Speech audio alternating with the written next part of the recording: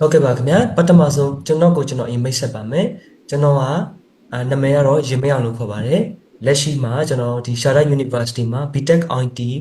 Information Technology ပေါ့နော် second year တက်နေတာဖြစ်ပါတယ်ခင်ဗျအဲ့တော့ကျွန်တော်ရဲ့ဒီနောက်ခံ background ကြတော့ကျွန်တော်အရင်ကကြတော့ကျွန်တော်ဒီဆေးတက္ကသိုလ်တက်မှာ MBBS first year နဲ့ကျွန်တော်ပြီးခဲ့တယ်ပေါ့နော် first year တန်းလန်းဖြစ်သွားတယ်ပေါ့နော်ဒီကြားထဲမှာကျွန်တော်တို့ဒီ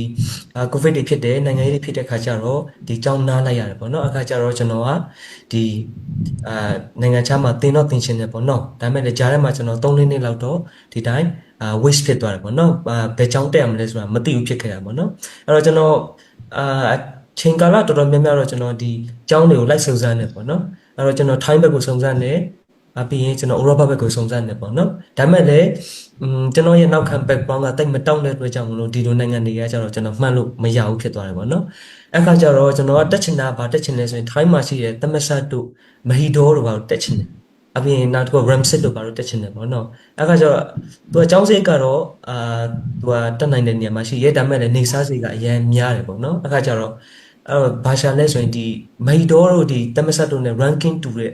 ့ပေါ့နော်တက်ကတူပေါ့ဈေးရလည်းနေရမယ်ပေါ့နော်အဲ့တော့အဲ့လိုမျိုးရှာကြည့်ရခါမှာကျွန်တော်ဘယ်ကိုသွားတွေ့လဲဆိုရင်ဒီအိန္ဒိယမှာရှိတဲ့တက္ကသိုလ်သွားတွေ့တယ်ပေါ့နော်အဲ့တော့ပထမဆုံးကျွန်တော်ဒီတက္ကသိုလ်3-4ခုကိုကျွန်တော်လိုက်ပြီ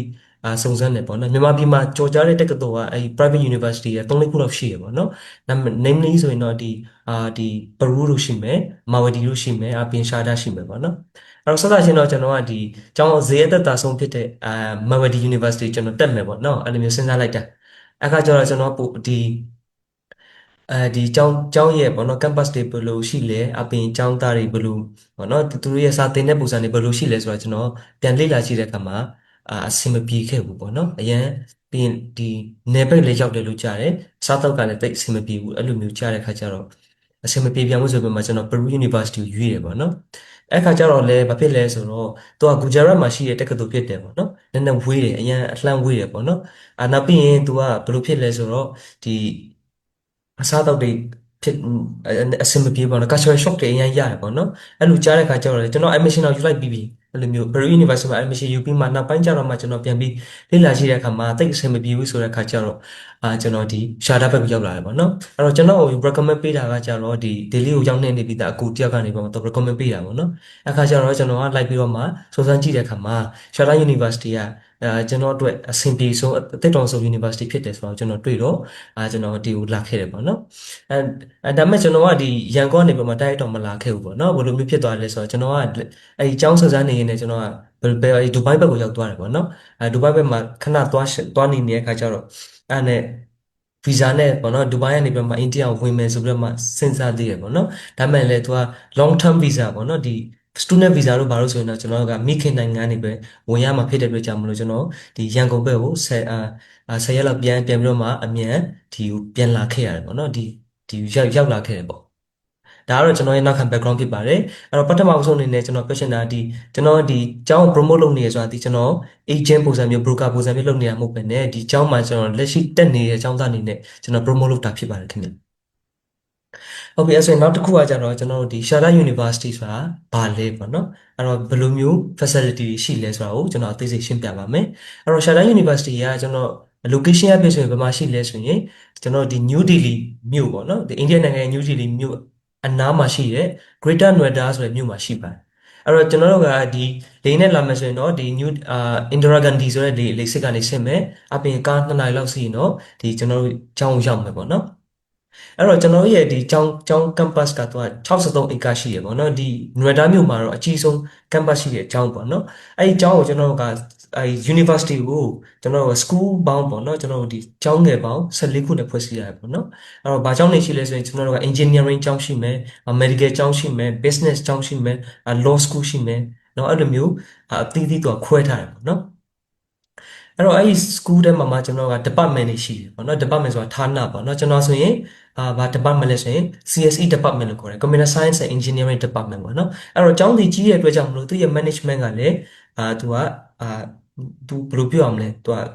ဇနိကြကြလေးဖြစ်အောင်သူလှုပ်ထားတယ်တွေ့ရတယ်ပေါ့နော်အဲ့လိုမျိုးရှိတယ်ចောင်းသားပေါင်းကတော့ကျွန်တော်တို့က2000လောက်တက်တာပေါ့နော်အဲ့ထက်မှာကျွန်တော်တို့ကဒီနိုင်ငံခြားသားတွေကလည်းထောင်နဲ့ချီတဲ့နိုင်ငံခြားသားတွေရှိရပေါ့နော်အများအားဖြင့်တော့ကျွန်တော်ဘယ်နေရှိလဲဆိုရင်ဒီအာဖရိကဘက်ကသူတွေရှိမယ်နော်ဆီးရီးယားဘက်ကသူတွေရှိမယ်အပြင်တရုတ်ကចောင်းသား2ယောက်3ယောက်တော့တွေ့ရပေါ့နော်US ကចောင်းသား1ယောက်2ယောက်တော့တွေ့တယ်အဲ့လိုမျိုးပေါ့နော်အဲ့တော့ဒီចောင်းမှာကျတော့ဒီနိုင်ငံတကာចောင်းသားပေါ့နော်နိုင်ငံပေါင်း95နိုင်ငံចောင်းသားတွေလာတက်ကြတယ်ပေါ့နော်နီပေါတို့ဘူတန်တို့ရှိမယ်ဘင်္ဂလားဒေ့ရှ်တို့ရှိမယ်ပေါ့နော်အပြင်သီလင်္ကာတို့ရှိမယ်အဲ့လိုမျိုးဖွံ့ဖြိုးဆဲနိုင်ငံတွေကသူတွေတော်တော်များများလာတက်ကြတဲ့အကြောင်းဖြစ်ပါတယ်ခင်ဗျ LPS ဆိုရင်ကျွန်တော်နောက်တစ်ခုဆက်သွားလိုက်အောင်နော်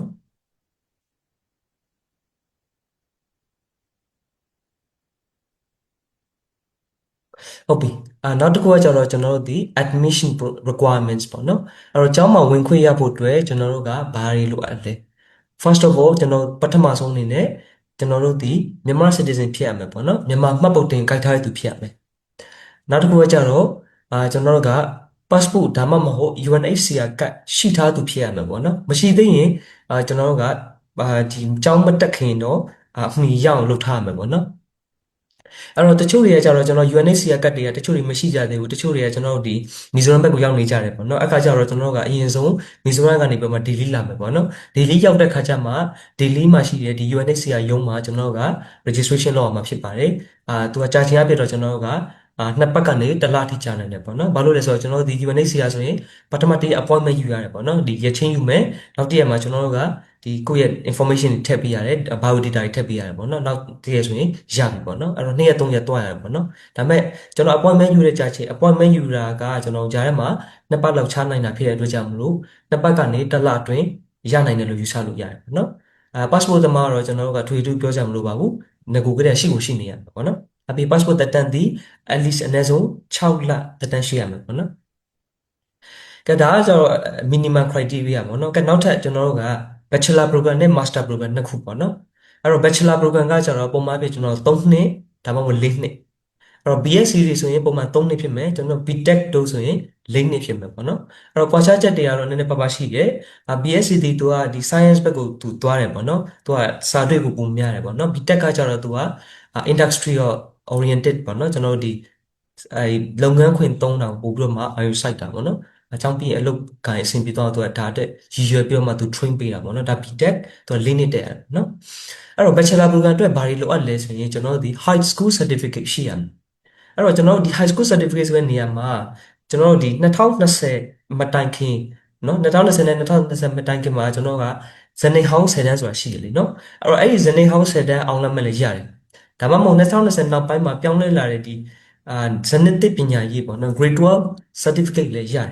နော်နောက်တစ်ခုကကျတော့ GED လည်းရတယ်အဲ့တော့ဒီ၃မျိုးကျွန်တော်တို့ကလက်ခံတယ်ပေါ့နော် IGCSE ကကျတော့ကျွန်တော် O level ကကျတော့အတိအကျတော့ပြောလို့မရဘူးသူရဲ့ဒီရမှတ်တွေကိုကြည့်ပြီးတော့မှာပေါ့နော်ကျောင်းဘက်ကနေပြန်ဆုံးဖြတ်မယ်ပေါ့နော်ဒီအခုကျွန်တော်ပြတ်ထားတဲ့၃ချက်ကတော့သိချရတယ်ပေါ့နော်ဇနိဟောင်း7တန်းရဲ့ဒါမှမဟုတ်ဇနစ်တစ်7တန်းဒါမှမဟုတ် GD ပေါ့နော်အဲ့ဒါကကြောင့်အောင်လက်မှတ်နောက်တစ်ခုကကျတော့ mark sheet အမှတ်စင်းပေါ့နော်ဘယ်ဘာသာမှာကျွန်တော်ဘယ်လောက်ရလဲဆိုရင် mark sheet ရှိရမယ်ပေါ့နော်ဒီနှစ်ခုရှိရမယ်ဒါပေမဲ့ကျွန်တော်တို့ကဒီ nursing တို့ health science တို့ကကြတော့ကျွန်တော်တို့ကဘာဖြစ်ရမလဲဆိုရင် grade 12ပြီးထားတဲ့သူဖြစ်ရမယ်ဒါအပြင်ကျွန်တော်တို့က grade 12လက်မှတ်ရော10တန်းတို့ကဘာလို့ grade 10တို့ကလက်မှတ်ရောနှစ်ခုစလုံးသူတင်ပြနိုင်မှဒီ nursing တို့ health science ကိုသူတက်လို့ရမယ်ပေါ့နော်ဒါလေးကတော့တခုထူးခြားရပေါ့နော်ကျန်တဲ့ major တွေဆိုရင်တော့ကျွန်တော်က grade 10 certification ရပြီကျန်တဲ့ဘာမှမလုပ်တော့ grade 12 certificate ရဲ့mark sheet ရဲ့ဒီနှစ်ခုနဲ့ဆိုရင်ရပြီဒါပေမဲ့ nursing တို့ကျန်းမာရေးနဲ့ပတ်သက်တာဆိုရင်တော့grade 12နဲ့ grade 12ပေါ့နော်10နဲ့12နှစ်ခုစလုံးသင်ပြနိုင်မှရမယ်နော်နောက်တစ်ခုကကျတော့ကျွန်တော် master တွေအတွက်ပေါ့နော်အဲ့တော့ master တွေအတွက်ကကျတော့ကျွန်တော်က degree certificate ဘွဲ့လက်မှတ်တူတယ်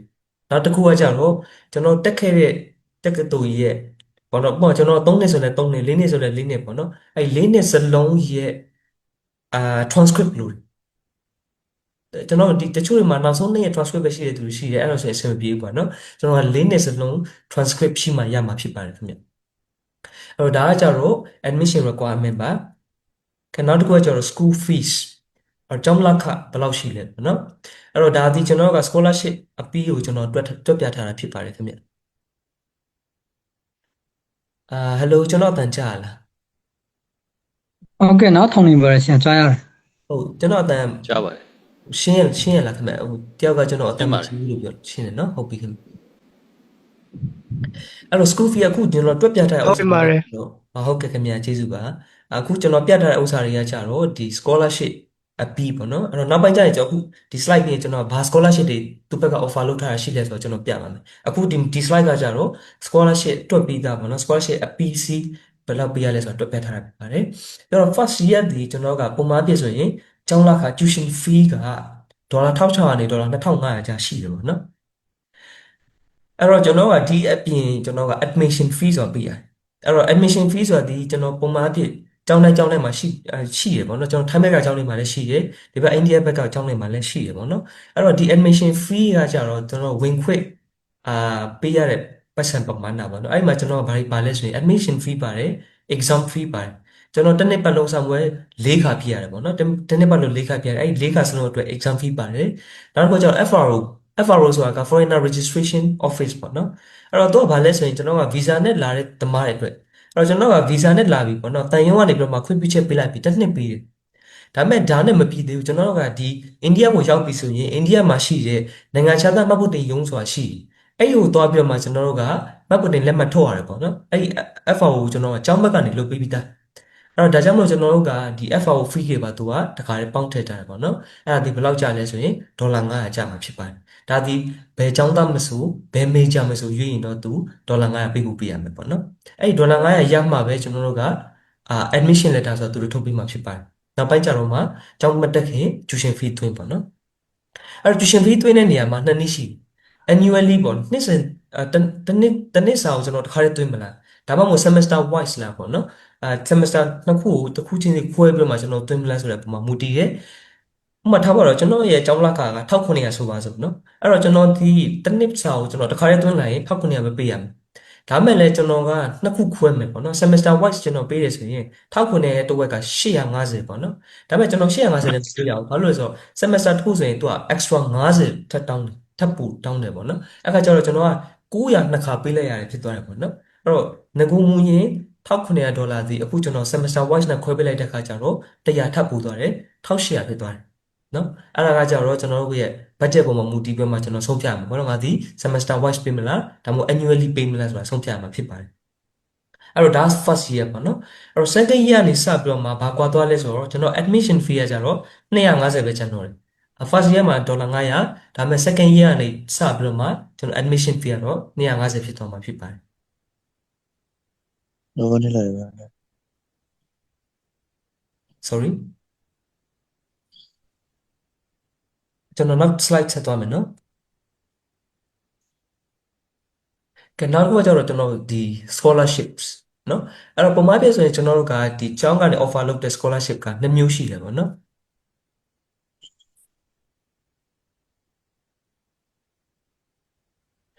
်အဲ့တော့ SISI scholarship ဆိုတာကကျတော့ Study in India scholarship လို့ခေါ်တယ်ပေါ့နော်သူကကျတော့ကျွန်တော်မြန်မာနိုင်ငံသားတိုင်းပေါ့နော်မြန်မာမှတ်ဖို့တင်ကိုင်တဲ့မြန်မာနိုင်ငံသားတိုင်းအတွက်ကိုဒီ major တော်တော်များများတော့50% scholarship ပေးထားတယ်ပေါ့နော်အဲ့တော့အရင်ကကျွန်တော်တို့ကအရင်နှစ်နဲ့သုံးနှစ်ခန့်တုန်းကဆိုရင်ကျွန်တော်တို့ကပုံမှန်အဖြစ်ဆိုရင်20% scholarship ပဲပေးလို့ရှိရပေါ့နော်နောက်ပိုင်းကျွန်တော်တို့ဒီကျောင်းပေါ့နော်ကျွန်တော်တို့ဒီရှာတာ University ကို UN ကတ်နဲ့ပေါ့နော် UN ကတ်နဲ့တက်တာအခု2နှစ်လောက်ပဲရှိသေးတယ်ပေါ့နော်အဲ့တော့ဒီ2နှစ်လောက်ပိုင်းမှာသူတို့စဉ်းစားရပေါ့နော်သူတို့ဒီ border ဖြတ်ပြီးတော့မှသူတို့လည်းဒုက္ခနဲ့ရောက်လာတဲ့သူတွေဖြစ်တဲ့အတွက်ကြောင့်မို့လို့သူတို့အတွက်ကိုစဉ်းစားပြီးတော့မှမြန်မာနိုင်ငံသားတွေအကုန်လုံးကို major တော်တော်များများ50% scholarship ပေးမယ်ဆိုပြီးတော့သူတို့ဆုံးဖြတ်လိုက်တာပေါ့နော်ဒါကြောင့်မို့လို့ကျွန်တော်နောက်ပိုင်း student တွေဒီ passport နဲ့ပဲလာကျွန်တော်ဒီ UN ကတ်နဲ့ပဲတော်တော်အကုန်လုံးဒီ50% scholarship ရမှာဖြစ်ပါတယ်ဒါပေမဲ့ဘယ်ဟာတွေမရဘူးလဲဆိုတော့ dental မရဘူး nursing မရဘူး medical science မရဘူး pharmacy မရဘူးဘာလို့မရဘူးလဲဆိုတော့အဲ့ဒါကသူ့ရဲ့ demand ကများတယ်ပေါ့နော်အိန္ဒိယနိုင်ငံသားတွေလည်းဒီထဲကိုတိုးဝင်ချင်ကြတယ်ပေါ့နော်ဒါကြောင့်မို့လို့ demand များတဲ့အတွက်ကြောင့်မလို့ဒီနေရာမှာတော့ကျွန်တော်သူတို့က scholarship မပေးထားဘူးပေါ့နော်အဲ့ဒါကကြတော့ပုံမှန်တမယိုးကျလူတိုင်းရနိုင်တဲ့ scholarship နောက်တာ scholarship ကကြတော့ academic scholarship နော်အဲ့ဒါကဘာလဲဆိုရင်ကိုယ့်ရဲ့ GPA တစ်နှစ်ဘယ်လောက်ရလဲဆိုတဲ့အပေါ်မှာမူတည်ပြီးတော့မှသူတို့ scholarship ပေးသေးတယ်ပေါ့နော်အဲ့တော့ကျွန်တော်ကကျောင်းတက်တဲ့ခါမှာဆိုရင် तू ကဘာနဲ့တွားလဲဆိုရင် section နဲ့တွားတယ်နော် section တစ်ခုမှာကျွန်တော်ကလူဒီအယောက်40ကနေပြီးတော့မှအယောက်60ရှိနိုင်တယ်ပေါ့နော် အဲ့တော့ကျွန်တော်ဒီထားပါတော့ကျွန်တော်ဥပမာပြောမယ်ကျွန်တော်ဒီ BTech IT ပေါ့နော်အဲ့တော့ကျွန်တော်ရဲ့ section ဒီ CSK လို့ခေါ်တယ်အဲ့ဒီ CSK section မှာကျွန်တော်ကျောင်းသားအယောက်40 50ရှိတယ်အဲ့ဒါတိတက်ပဲပေါ့နော်အဲ့ကျွန်တော်ဒါကျွန်တော်ရဲ့ program BTech program တခြားကျောင်းသားတွေကကျတော့သူတို့ရဲ့သက်ဆိုင်ရာ major တွေရှိမှာပေါ့နော် BTech CSE တို့တခြားဟာ cyber security ဘာတွေရှိလို့မယ်အဲ့လိုမျိုးအဲ့တော့ကျွန်တော်ရဲ့ section မှာပေါ့နော်ကျွန်တော်စာမဖြည့်တဲ့အခါမှာကျွန်တော်ရဲ့ GPA ပေါ့နော်အမှတ်ရမှတ်လို့ပြောမှာပေါ့နော်သူရမှတ်ရန်ကောင်းနေရင်ပေါ့နော်ကျွန်တော်ရဲ့ဒီ section ထဲမှာကျွန်တော်အများဆုံးဖြစ်တယ်ဆိုပါစို့အဲ့လိုမျိုးအများဆုံးသူက100% scholarship သူနောက်နှစ်အတွက်ပေးတယ်ပေါ့နော်နှစ်တိုင်းတော့မရဘူးကျွန်တော်ပထမနှစ်မှာအမှတ်အများဆုံးရရင် second year မှာကျွန်တော်100% scholarship ရမယ် second year မှာထပ်ရရင် third year မှာ scholarship ရမယ်เนาะအဲ့လိုပုံစံမျိုးသူကသွားတာဖြစ်ပါတယ်အဲ့တော့သူကအမှတ်အများဆုံးသူကိုသူက100%ပေးမယ်ဒုတိယအမှတ်အများဆုံးတယောက်ကိုကျတော့သူက50% scholarship ပေးရပါတော့เนาะအဲ့လိုမျိုးရှိပါတယ်အဲ့တော့ဥပမာအနေနဲ့ကျွန်တော်ရဲ့ကျောင်းလက်ခဒီတစ်နှစ်ကိုဒေါ်လာ4,000အဲ့တော့ပုံမှန်လူတန်းကိုကျွန်တော်50%ပေးထားတဲ့အတွက်ကြောင့်မလို့ကျွန်တော်ဒေါ်လာ2,000ပဲသွင်းရတယ်တကယ်လို့ကျွန်တော်ရဲ့ GPA ဒီထားပါတော့အရန်ကောင်းနေတဲ့အခါကျတော့ကျွန်တော်50% scholarship ထပ်ရတယ်ဆိုပါစို့အဲ့ခါကျတော့20ခုန2000ရဲ့50%ဒီ1000ပဲပေါ့နော်အဲ့ဆိုရင်ကျွန်တော်ဒီတစ်နှစ်ပတ်လုံးအတွက်ကျောင်းလက်ခကို1000ပဲသွင်းရမယ်ဆိုတဲ့အဓိပ္ပာယ်ဖြစ်ပါတယ်အဲ့တော့ဒီ academic scholarship ကတော့ရဖို့ကတော့မလွယ်ဘူးပေါ့နော်ကိုအများကြီးစူးစမ်းမှရတာဖြစ်ပါတယ်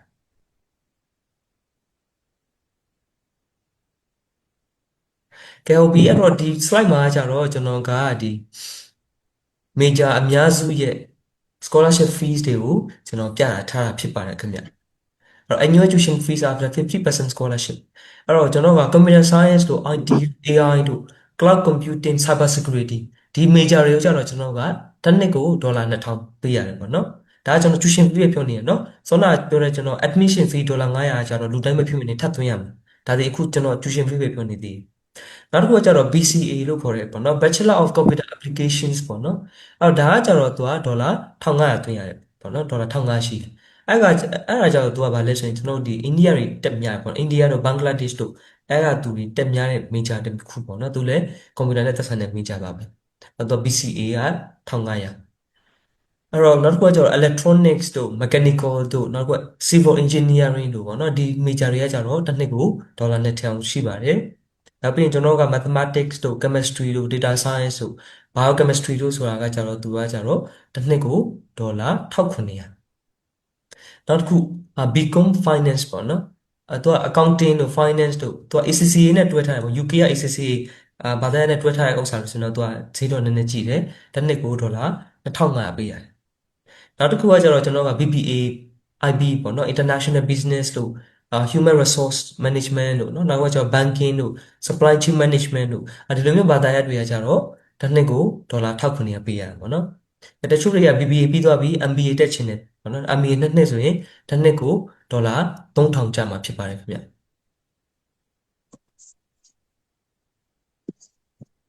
ကဲအဲ့တော့50% scholarship ပေးတဲ့ကောင်ပြီးပြီဆိုတော့တချို့ major တွေဒီကျွန်တော်က20%ပဲပေးအဲ့တော့ background လေးဆိုရင်20%ပေးလဲဆိုရင် nursing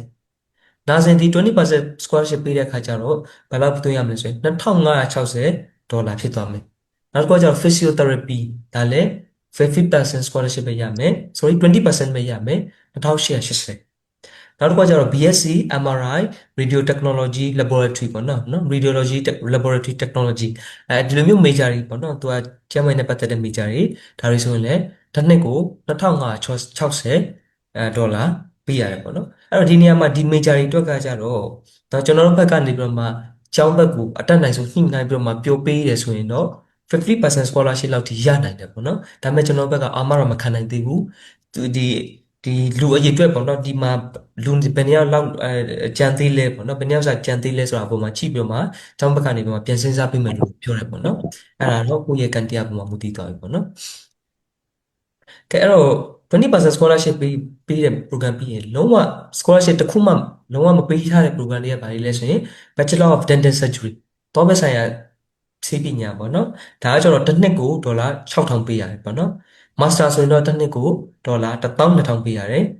Pharmacy ဆိုရင်တစ်နှစ်ကိုဒေါ်လာ4000ပေးရတယ်နော်ဒီဥစ္စာတွေကကျတော့ဘယ်သူပဲဖြစ်ဖြစ်scholarship ရမယ် major မဟုတ်ဘူးပေါ့နော်ကဲဟုတ်ပြီဒါဆိုရင်ကျွန်တော်တို့က admission process ကိုကျွန်တော်ဆက်သွားရအောင် ဘယ်လိုမျိုး admission ယူကြမလဲဒီထဲမှာကျွန်တော်တို့က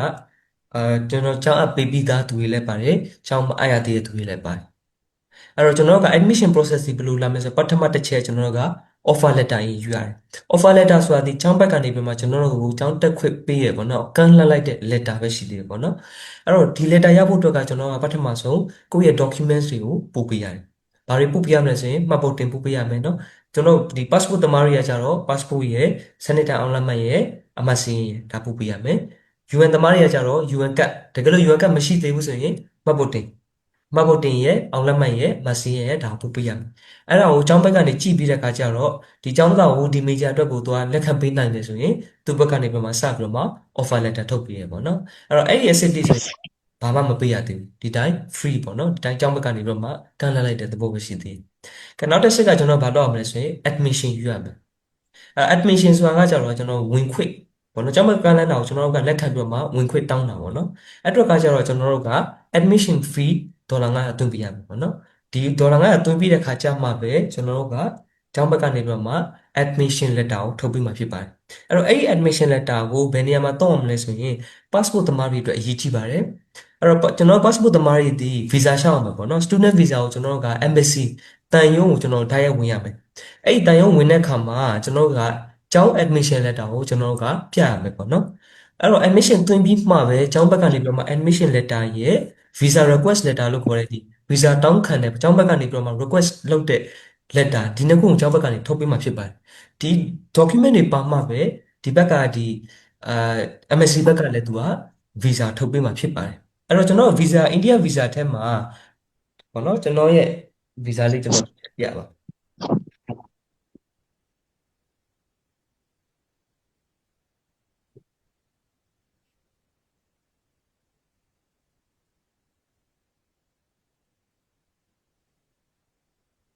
အဲ့တော့ဒါ Indian visa လို့ခေါ်တယ်ပေါ့နော်သူက sticker visa တစ်မျိုးပေါ့နော်ဒီမှာကတ်လိုက်တာပေါ့နော်အဲ့ဒီမှာသူကဘာလဲဆိုရင်ဒီ visa ထဲမှာကိုယ်တိုင်ကသူကကျောင်းရဲ့နာမည်ကိုဒီခါတည်းထည့်ပေးပြီးသားပေါ့နော်ဘယ်ကျောင်းမှာကျောင်းသားဖြစ်လို့ student visa လို့ student visa ပြီးတယ်ဆိုပြီးမှသူကထုတ်ပေးပြီးသားအဲ့ကကြောင့်တချို့တွေကဘယ်လိုရှိလဲဆိုရင်တချို့တွေကဘာလဲဆိုရင်ရှာတာကိုတော့ကျောင်းအပ်ထားတယ်ဒါပေမဲ့တခြားကျောင်းနဲ့သူကတခြားကျောင်းမှာကျောင်းကနေပြီးမှသူ visa လျှောက်တယ်ပေါ့နော်အဲ့လိုမျိုးဆိုရင်လုံးဝလက်မခံပါဘူးကျွန်တော်က shadow ကနေပဲshadow ကျောင်းနာမည်နဲ့ပဲသူသွားရမှာဖြစ်ပါတယ်ပေါ့နော်အဲ့တော့ကျွန်တော်က admission ယူရမယ် admission letter ရမယ် visa request letter ရမယ်ဒါဆိုရင်တန်ရုံးဝင်လို့ရပြီအဲ့တော့တန်ရုံးဝင်တဲ့အခါမှာနောက်ထပ်ဘာ document တွေလိုသေးလဲဆိုရင်ကျွန်တော်က bank statement လိုတယ်ဒီကျောင်းသားဒီ financially အရာသူကနော် financially သူကဘယ်လိုပြောရမလဲကျောင်းတက်ဖို့ကျောင်းတက်နိုင်လားဆိုတော့ပြသဖို့အတွက်ကျွန်တော်က bank statement ရှိရမယ်ပေါ့နော်အဲ့တော့ကျွန်တော်ကဒီ private bank တွေပေါ့နော်ကျွန်တော် KBZ ဖြစ်မရှိဖြစ် CB ပဲဖြစ်ဖြစ်ပေါ့နော်ဒီ bank တွေမှာကျွန်တော်တို့ကအနည်းဆုံး350လောက်ဘဏ်ထဲကိုထည့်ပေးရမှာဖြစ်ပါတယ်အဲ့တော့ကိုပတ်စံမယ်ပေါ့နော်ကိုကဘဏ်ထဲမှာထားထားပါနော်အဲ့ရပြီဆိုရင်အဲ့ထားထားတဲ့ amount ကိုကျွန်တော်တို့က bank statement ဒီဘဏ်ကိုသွားပြီးတော့မှ bank manager ကိုပြောလိုက်ရပြီပေါ့နော်ကောင်းကို bank statement ထုတ်ပေးဆိုပြီးမှပြောလိုက်ပြီဆိုရင်သူက bank statement ထုတ်ပေးမှာအဲ့တော့ကျွန်တော်တို့ကဒီ net balance အနေနဲ့ကျွန်တော်က350နော်350ကနေပြီးမှ300ဝန်းကျင်အထိကျွန်တော်ကပြတ်ဖြစ်တာအဲ့တော့အဲ့ဒီ bank statement ရှိမှပဲကျွန်တော်တို့ကဒီ MSc ကိုကျွန်တော်ဝင်လို့ရမှာဖြစ်ပါတယ်ခင်ဗျဟုတ်ပြီကျွန်တော်ထားပါတော့ admission ယူလိုက်ပြီဆိုပါစို့เนาะ admission ယူပြီးပြီဆိုရင်ကျွန်တော်တို့ကလူကိုယ်နဲ့လာရတော့မယ်အဲ့တော့ကျွန်တော်တို့ကဘယ်လိုမျိုးအကောင့်ဆိုးလို့စဉ်းစားလဲဆိုတော့ဒီကိုဖြစ်နိုင်ပေါ့เนาะဒီကိုဇွန်လ15ဇူလိုင်တတိယအပတ်လောက်ပေါ့เนาะဒါဝန်ဒီနောက်ဆုံးထားလာပြီးဖို့ကျွန်တော်တို့ဘက်ကနေ request လုပ်တယ်ပေါ့เนาะဘာလို့လဲဆိုတော့ဒီ passport သမားပဲနေနေ UN သမားပဲနေနေပေါ့เนาะ UN သမားတော့ကိစ္စမရှိဘူးသူဒီအိန္ဒိယကိုရောက်ဖို့ပြီးသားအိန္ဒိယမှာနေပြီးသားဆိုတော့အိန္ဒိယရဲ့အငွေ့တက်ကိုသူသိပြီးသားပေါ့เนาะဒါပေမဲ့ passport သမားတွေကကျတော့ကျောင်းဖွင့်မှလာရဲဆိုတာထက်ပေါ့เนาะကျောင်းမဖွင့်ခင်တစ်ပတ်နှစ်ပတ်တစ်လလောက်လို့ကြိုပြီးလာစီခြင်းတယ်အဲဆိုကိုယ်က manage လုပ်ရမှာပေါ့နော်အရင်ကဆိုရင်အိမ်မှာနေပြီးတော့မှမိဘတွေက manage လုပ်ပေးတာပေါ့နော်အခုကိုယ်က manage လုပ်တဲ့ကမှာဒီကျောင်းမတက်ခင်ဆက်ကြားလေးမှာအလေးထားလေးရသွားအောင်နည်းနည်းစောစောလေးလာပြီးတော့မှဒီမှာဟိုနည်းနည်းအတွေ့အကြုံလေးယူသင့်တယ်ပေါ့နော်ဒါကြောင့်မို့ဖြစ်နိုင်ကျွန်တော်တို့ကဇူလိုင်15ကနေပြီးတော့မှဇူလိုင်တတိယပတ်လောက်ထိဂျားထဲမှာလာဖို့ပေါ့နော်အဲလေးကိုကျွန်တော် request လုပ်ပါတယ်အဲ့တော့ဒီ UN သမားတွေကကြတော့လေကျွန်တော်တို့ကဒီသူကဘာလို့လဲဆိုတော့တချို့တွေကကျွန်တော် iShop ဘက်ကနေလာတဲ့သူတွေရှိတယ်။နော်တချို့တွေကမြန်မာပြည်ကနေကိုမထွက်ရသေးတဲ့သူတွေရှိတယ် သူတို့အတွက်ကကြတော့ကျွန်တော်တို့က UN ကတ်လုပ်ပြီးမှဖြစ်တဲ့အတွက်ကြောင့်မလို့ UN ကဒီတစ်လလောက်ကြာတယ်အဲ့တော့ကျွန်တော်အကြောင်းဒီဩဂတ်စ်လ16ရက်နေ့ဖွင့်မှာဩဂတ်စ်လ16ရက်နေ့ဖွင့်မှာဖြစ်တဲ့အတွက်ကြောင့်မလို့တစ်လဆိုတော့ကျွန်တော်တို့ကဇူလိုင်15 16ရက်နေ့လောက်လာနိုင်တော့အဆင်ပြေတယ်ပေါ့နော်အဲ့တော့ဇူလိုင်15ရက်နေ့16ရက်နေ့ရက်လောက်ကိုကျွန်တော်ဒေလီရောက်မယ်အဲ့တော့ဒေလီကနေပြီးတော့မှကျွန်တော် UN ကတ်တွေရှောက်ပေးလို့ရတယ်ပေါ့နော်နောက်တစ်ခုကကျတော့ကျွန်တော်က payment of tuition fees အဲ့တော့physical registration နဲ့လုပ်ပြီးတဲ့အခါကျရင်တော့ကျွန်တော်တို့ကကျောင်းလက်ခါတွေသွင်းလို့ရပြီဒါပြင်တော့ကျွန်တော်တို့ကျောင်းတက်လို့ရပြီဖြစ်ပါတယ်အဲ့တော့ဒါကကျတော့ admission process ပေါ့နော်ကဲနောက်တစ်ခုကကျတော့ကျွန်တော်တို့က visa process နဲ့ UNHCR process အဲ့တော့ဒါနှစ်ပိုင်းပေါ့နော်ဒီမှာလူနှစ်မျိုးကြီးတော့နှစ်ပိုင်းပြောပြရတာပေါ့နော်အဲ့တော့ visa ကိုကျတော့နော်ကျွန်တော်က document preparation လုပ်ရမယ် MSc ကိုတွားရမယ်အပြင် FR registration လုပ်ရမယ်အဲ့တော့ document registration ကျွန်တော်တို့ဒီမြန်မာပြည်မှာတော့တန်ရုံးကနှစ်မျိုးတစ်ခုရှိတယ်ပေါ့နော်ဒီရန်ကုန်မှာလည်းရှိတယ်မန္တလေးမှာလည်းရှိတယ်ပေါ့နော်မန္တလေးမှာလည်းတန်ရုံးဝင်လို့ရတယ်ရန်ကုန်မှာလည်းတန်ရုံးဝင်လို့ရတယ်အဲ့တော့ဒီလိုအပ်တဲ့ documents တွေကိုကျွန်တော်မှာတော့ list ရှိတယ်အဲ့ဒီ list ကိုကျွန်တော်လာတောင်းပါပေါ့နော်ကျွန်တော်ဘာတွေလိုလဲဆိုတာကိုကျွန်တော်ပြပြပေးမယ်ပေါ့နော်အဲ့တော့အဲ့ဒီ document တွေကိုကျွန်တော်စုရမယ်ပေါ့နော်အကုန်လုံးnotary ပြန်ထည့်တာတွေရော bank statement တွေရောတော့အကုန်လုံးကျွန်တော်အိတ်ထောက်စုစင်းတွေရောပေါ့နော်အကုန်လုံးအပြည့်စုံကျွန်တော်ပါပြီးတော့မှကျွန်တော်တန်ရုံးကိုယ်တိုင်ဝင်ရမယ်နော်တန်ရုံးဝင်တာဘာမှမခက်ပါဘူးကျွန်တော်ကအရင်ဆုံးကျွန်တော်ကဒီ passport နဲ့တွားမယ်ပေါ့နော်အခါကျတော့သူကဒီတန်မှုနဲ့တွေ့ရတယ်ပေါ့နော်တန်မှုဆိုတာလည်းအရင်ကြီးဝိုင်းဟိုတော့မဟုတ်ဘူးပေါ့နော်ကိုရေးနေနေပါပဲအဲ့တော့တန်မှုနဲ့တွေ့မယ်တန်မှုဘက်ကနေမှ question လေးနည်းနည်းပါးပါးမေးမယ်ပေါ့နော်ဘယ်ကျောင်းမှာတက်မှာလဲဘာလုပ်မှာလဲဘယ်နှစ်နှစ်ကြာမှာလဲဒီလိုမျိုးတွေတော့မေးမှာပေါ့နော်အပြင်သူကpassport ကိုသူယူခဲ့မယ်ပေါ့နော်နောက်ပြီး3ရက်လောက်ကြာရင်သူ့ဘက်ကနေဖုန်းပြန်ဆက်ပေးတယ်အခါကျရင်ကျွန်တော်တို့က passport ကိုပြန်သွားယူလို့ရမယ်အဲ့တော့ဒီကြားထဲမှာကျွန်တော်တို့ကဒီ embassy ကိုကျွန်တော်ကတပြားတစ်ချက်မှပေးစရာမလိုဘူးပေါ့နော်ဘာမှလည်းတပြားမှမကုန်ဘူးပေါ့နော်ကျွန်တော်ဒီဗီဇာရပြီဆိုရင်ဗီဇာရပြီးတာနဲ့ကျွန်တော်တို့ကဒီကိုလာမယ်ရရောက်ချင်းကျွန်တော် passport သမားတွေတည်တည်ထားပါဘာလဲဆိုရင်ကျွန်တော်ကဒီကိုရောက်ပြီးကျွန်တော်အိန္ဒိယလေဆိပ်ကိုရောက်ပြီးရတဲ့9ရက်အတွင်းမှာကျွန်တော်တို့က FRO registration လုပ်ရတယ်တော့နိုင်ငံခြားသားမှတ်ဖို့တင်ရုံမှာကျွန်တော်မှတ်ဖို့တင်ရတယ်ပေါ့နော်အဲ့တော့ဒီမှတ်ဖို့တင်တဲ့အခါကျမှကျွန်တော်ကဘာပြရလဲဆိုရင် rent agreement လို့ခေါ်တဲ့အိမ်ငှားစာချုပ်ပြရတယ်အဲ့တော့အဲ့ဒီအိမ်ငှားစာချုပ်ပေါ့နော် rent agreement ကိုကျွန်တော်တို့ကဒီရောက်မှပဲငါအိမ်ငှားမယ်ဆိုပြီးတော့မှလုပ်လို့မရဘူးအဆင်မပြေဘူးပေါ့နော်တပတ်အတွင်းရှာဖို့ဆိုတာကဘလို့မှမဖြစ်နိုင်ဘူးအဲ့ခါကျတော့ကျွန်တော်တို့ဘက်ကနေပြီးတော့မှကျွန်တော်ကဒီမှာလည်းအတွေ့အကြုံရှိပြီးသားပေါ့နော်ကျွန်တော်တို့ဒီအိမ်ရှာတဲ့ခါမှာလည်းကျွန်တော်အတွေ့အကြုံရှိပြီးသားဖြစ်တဲ့အတွက်ကြောင့်မို့လို့ဒီလာမဲ့သူတွေဆိုရင်ကျွန်တော်ကြိုပြောပေးပါကျွန်တော်ကနေပြီးတော့မှအိမ်တွေရှာထားပေးမယ်ပေါ့နော်ရှာထားပေးပြီးတော့မှကြိုပြီးတော့မှကျွန်တော်အိမ်ငှားထားဖို့လိုတယ်ဒီရောက်မှငှားတယ်ဆိုရင်ကျွန်တော်တို့ကနောက်ကျပြီးတော့မှကျွန်တော်တို့ဒီနောက်ကျကြီးတွေဆောင်းရတယ်ပေါ့နော်ဒီ FRO ရုံး registration နောက်ကျရင်နောက်ကျကြီးတွေဆောင်းရတယ်အဆင်ပြေဘူးပေါ့နော်အခါကျတော့ကျွန်တော်ကြိုတင်ပြီးတော့မှအိမ်တွေငှားထားဖို့လိုတယ်ပေါ့နော်အဲ့တော့အိမ်ငှားတဲ့ခါမှာဘယ်လိုရှိလဲပေါ့နော်အဲ့ဒါကြတော့ခဏလေးကြာကျွန်တော်ပြောပြမှာဖြစ်ပါတယ်ဒါတော့ passport သမားတွေပေါ့နော်ကဲနောက်ထပ် UNHCR သမားတွေကိုကျွန်တော်ဆက်သွားရမယ်ပေါ့နော်UNHCR ဆောင်းလာပြောတဲ့အတိုင်းပဲ UNHCR ရုံးကိုပထမဆုံး appointment ယူဖို့အတွက်သွားရမယ်အဲ့မှာသူကဒီဝင်ချင်းမှာသူက token လေးပေးရပေါ့နော်အဲ့ token နံပါတ်လိုက်ကျွန်တော်တို့ကတက်စီမယ်တက်စီပြီးတော့မှဒီအရာရှိနဲ့တွေ့မယ်ပေါ့နော်အခါကျရင်သူကဘာလုပ်ချင်လဲမေးမယ်ပေါ့နော်ဘာလုပ်ချင်လဲဆိုကျွန်တော်ရွယ်ကတ်လျှောက်ချင်တယ်ဟုတ်ပြီနော်အခါကျတော့သူကမေးမှာပေါ့နော်မင်းမြန်မာပြည်နယ်စပ်ကနေဘယ်တော့ဖြတ်ခဲ့လဲဘယ်လိုဖြတ်ခဲ့လဲပေါ့နော်အဲ့လိုမျိုးတွေသူမေးမယ်ပေါ့နော်အခါကျတော့ကျွန်တော်ဘက်ကနေပြောမှာကြိုပြီးပြင်ဆင်ထားတာရှိတယ်ပေါ့နော်အဲ့တော့ကျွန်တော်တို့တွေကဒီဒီပေါ့နော်ဒီ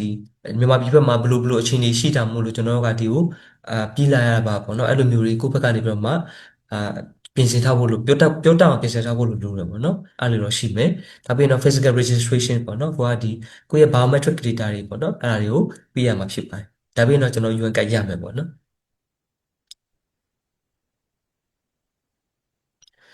်ကဲအဲ့တော့နောက်ဆုံးတစ်ခုကကျတော့ကျွန်တော်တို့က accommodation finding ပေါ့နော်အဲ့ဒါလည်းရည်ချီတယ်အဲ့တော့အိမ်နေဘယ်လိုရှာမလဲပေါ့နော်အဲ့တော့ကျွန်တော်တို့ကဒီမှာเนาะအိန္ဒိယမှာဆိုရင်တော့နှစ်မျိုးနှစ်စားရှိတယ် hostel ဖြစ်ဖြစ် flat hostel ကကျတော့အဆောင်ပေါ့နော် flat ကကျတော့တိုက်ခန်းပေါ့နော်အဲ့တော့အဆောင်တွေကကျတော့ကျွန်တော်တို့ကအိန္ဒိယနေဖွင့်တဲ့အဆောင်အဲ့တော့သူကကြတော့သူကဘယ်လောက်ရှိလဲဆိုရင်13000ကနေပြီးတော့မှ1000ခွဲရူပီရှိရပေါ့နော်တစ်လောက်အဲ့လောက်လည်းပေးရတယ်မြန်မာငွေနဲ့တွက်ရင်တော့ဘယ်လောက်ရှိမလဲဆိုရင်9သိန်းကနေပြီးတော့မှ10သိန်းဝန်းကျင်ကြာရှိတယ်ပေါ့နော်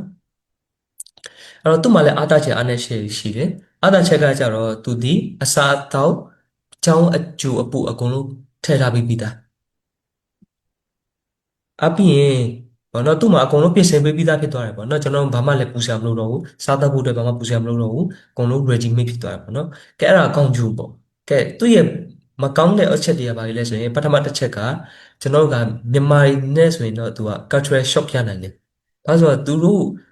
ရဲ့အစားအသောက်ကကျွန်တော်တို့မစားနိုင်ဘူးပေါ့နော်သူတို့ကနေတိုင်းနေတိုင်းပဲဟင်းရဲ့အဲကျွန်တော်လည်းမခေါ်တတ်ဘူးပေါ့နော်စားလည်းမစားဘူးဆိုတော့တိတ်မခေါ်တတ်ဘူးသူတို့ပါအဲအိန္ဒိယအာဒီနံပြားတို့ဘာလို့လို့ပေါ့နော်တိတ်တော့မသိဘူးအဲချပါတီတို့ဘာလို့လို့အဲ့လိုမျိုးနေတိုင်းစားရပေါ့နော်အပြင် veg အာဟင်းသီးရဲ့ပဲစားရပေါ့နော်အခါကျတော့နေတိုင်းနေတိုင်းဒါကြီးစားနေရင်တော့အဆင်မပြေဘူးပေါ့နော်အဲ့လိုမျို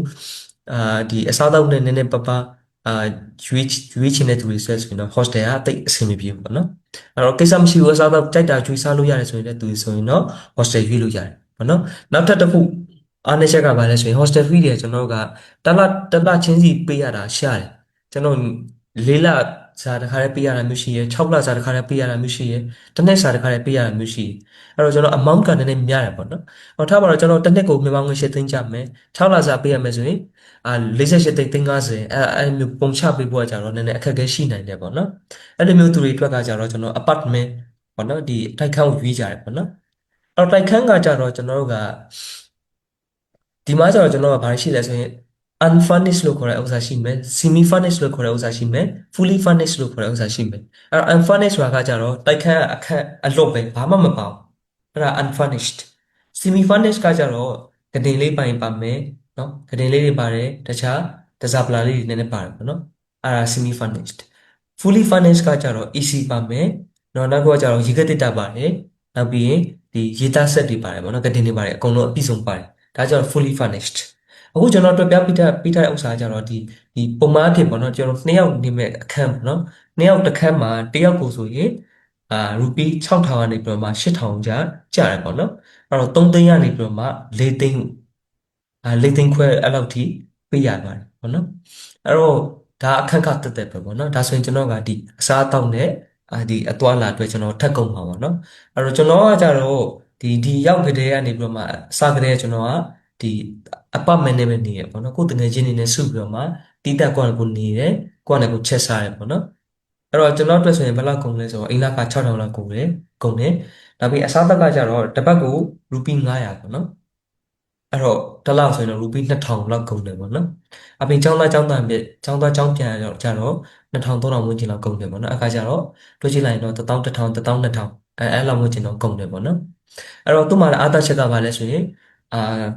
အစားအသောက်ကကိုချက်ချင်တာချက်လို့ရတယ်ပေါ့နော်ကိုစားချင်တာစားလို့ရတယ်ပြီးရင်လွတ်လပ်တယ်ပေါ့နော်ဒါလေးရှိမယ်အားနည်းချက်ကဘာဖြစ်မလဲဆိုတော့အာကျွန်တော်ကကိုယ်တိုင်လောက်ရတာပေါ့နော်ကိုယ်တိုင်ချက်နေရတယ်ပေါ့အဲ့လိုမျိုးအခါကျတော့ကျွန်တော်ကနှစ်ယောက်သုံးယောက်စုပြီးတော့မှနေရဆိုရင်တော့အလှည့်ကျချက်လို့ရတယ်ပေါ့နော်အခါကျတော့ပို့ပြီးတော့မှတက်တာတယ်ပေါ့နော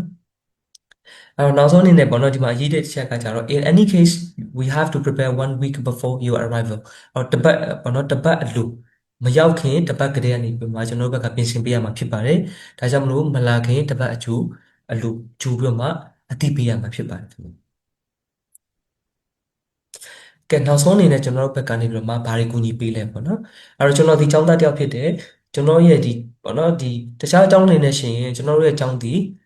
affordable ဖြစ်တယ်ပေါ့နော်အပြင် quality education ရတယ်ဒါကြောင့်မလို့ကျွန်တော်ကနေပြီးတော့မှ promote လုပ်ပေးရပေါ့နော်အဲ့တော့ကျွန်တော်ဒီ EduBridge မြန်မာဆိုတဲ့ page ကိုထောက်ပြီးတော့မှ Shara University ကို promote လုပ်ပေးနေတာဖြစ်ပါတယ်အဲ့တော့ကျွန်တော် EduBridge ကနေပြီးတော့မှဘာတွေကူညီပေးနိုင်လဲဆိုတော့ admission process ကိုကျွန်တော်တို့လုပ်ပြီးမယ်ပေါ့နော်အဲကျွန်တော် document တွေပို့ပေးပါဒါဆိုရင်ကျွန်တော်ကအကြောင်းကိုတော့မယ်အကြောင်းကဒီ admission အရာရှိရင်လည်းကျွန်တော်စကားတွေပြောမယ်ဒီ document တွေစစ်ခိုင်းမယ်လက်ခံရင် offer letter ထုတ်ပေးမယ်ပေါ့နော်admission process ကိုကျွန်တော်ဘက်ကလုပ်ပေးလို့ရတယ်နောက်ပြီး visa process ကျွန်တော်ကတော့ဒီအာမြန်မာနိုင်ငံမှာနေဖို့အဆင်မပြေလို့ကျွန်တော်ဒီထွက်လာတာဖြစ်တဲ့ကြောင့်မလို့တော့ဒီမြန်မာပြည်မှာထိတော့လာမကြုံနိုင်ဘူးပေါ့လေနော်မြန်မာပြည်မှာထိတော့ကျွန်တော်တန်ရုံးကိစ္စတွေလာမလုပ်ပေးနိုင်ဘူးဒါပေမဲ့အဝေးကနေပြီးတော့မှတော့ကျွန်တော်ဘာ process တွေဘာ document တွေလိုအပ်လဲဆိုတာကိုအနိကတော့ညွှန်ကြားပေးလို့ရတယ်နောက်တစ်ခုကကျတော့ကျွန်တော်ရဲ့အသည့်တွေရှိရပေါ့နော်ဒီသူတို့ဒီ visa ကိစ္စတွေလုပ်ပေးနေတဲ့ဒီ